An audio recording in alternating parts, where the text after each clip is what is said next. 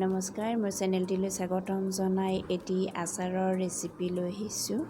এই আচাৰটো আমৰ আচাৰ বনাবলৈ মই এই আমখিনি টুকুৰা টুকুৰকৈ কাটি লৈছোঁ আৰু 4-5 দিনমান নিমখত তিয়াই ৰাখিছোঁ। আজি ৰ'দ দিয়াৰ বাবে মই আমৰ টুকুৰাকেইটা উলিয়াই লৈ ভালদৰে ৰ'দত শুকাব দিলোঁ। ইয়াৰ খুব সুন্দৰকৈ পানীখিনি গৈছে, শুকান হৈ উঠিছে। এতিয়া মই এই আমৰ টুকুৰাকেইটাৰ আচাৰ বনাম। প্ৰথমতে মই কেৰাহী এখন গেছত পাতি দিছোঁ।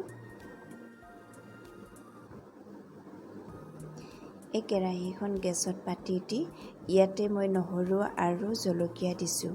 জলকীয়াকেইটা শুকানে শুকানে ভাজি লৈছোঁ। এইখিনি শুকানে ভাজি লৈ নমাই ল'ম।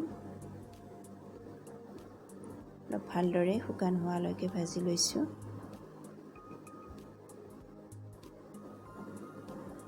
এয়া ভজা হৈ গ'ল, নমাই ল'লোঁ।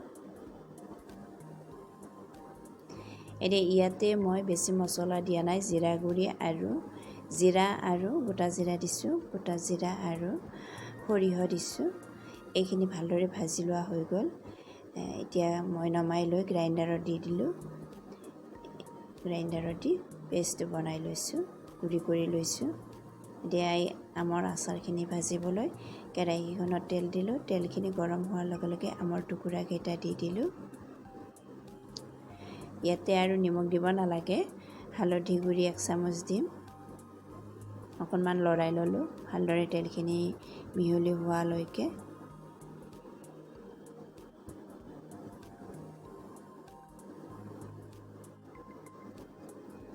ইয়াতে 1 চামুচ হালধি গুড়ি দিলোঁ।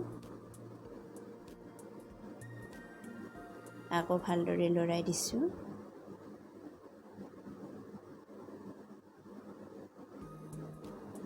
অলপ সময় ভাজি লৈ ইয়াতে মই জলকীয়া আৰু নহৰুখিনি দি দিম। আপোনালোকে আদাৰ টুকুৰাও দিব পাৰি। আদাৰ টুকুৰা মই এতিয়া দিয়া নাই, পিছত দিব পাৰিম। আৰু গুড়িখিনি দি দিলোঁ, মছলা গুড়িখিনি দি ভালদৰে লৰাই দিছোঁ। এনেদৰে বনালে আমৰ আচাৰখিনি ভিনেগাৰ নিদিলেও হয়, লগতে ৰ'দত নিদিলেও হয়। মই এই আমৰ আচাৰখিনি আজি 15 দিনমান হ'ল বনাবলৈ, কিন্তু ৰ'দত দিয়া নাই। এতিয়াও কিন্তু আমৰ আচাৰখিনি বেয়া হোৱা নাই, ভালেই আছে, খাবলৈও টেষ্টি হৈছে। ইয়াতে এইখিনি নমাই লৈ এটা বৈয়ামত ভৰাই থ'ম। অলপ তেল দিম, তেলটো গৰম কৰি দিম আৰু ভোট জলকীয়া 2টামান দি দিম। খাবলৈ খুবেই বেছি টেষ্টি হয়। ভিডিঅ'টি চাই ভাল লাগিলে কমেণ্ট কৰি জনাব, লগতে চেনেলটি ছাবস্ক্ৰাইব কৰিব, শ্বেয়াৰ কৰিব আৰু এনেদৰে ভিডিঅ'বোৰ পাই থাকিবলৈ কাষত থকা বেল আইকনটো ক্লিক কৰি দিব। আজি ভিডিঅ'টি ইমানতে শেষ কৰিলোঁ। ধন্যবাদ।